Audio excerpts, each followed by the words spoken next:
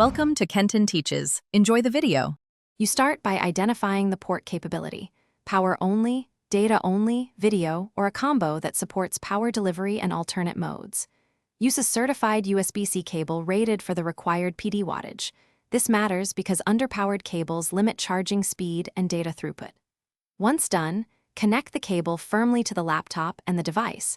You should hear or feel a click. Make sure to avoid adapters that obscure pin mapping, since wrong adapters prevent video or charging. You now configure and verify how the port behaves in practice. In your operating system, check USB power management and display output settings to avoid unexpected sleep or disabled video. Then test data transfer by copying a 1 GB file. This confirms both speed and cable integrity.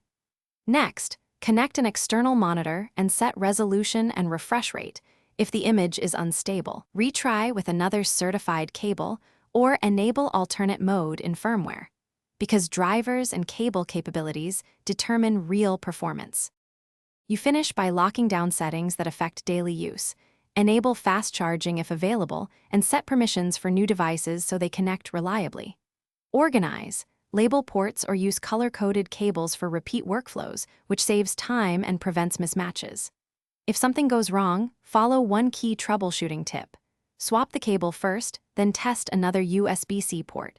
If that fails, update your laptop drivers and firmware, because most connectivity problems stem from cables or outdated controller software. Thanks for watching. Please subscribe if this video was helpful.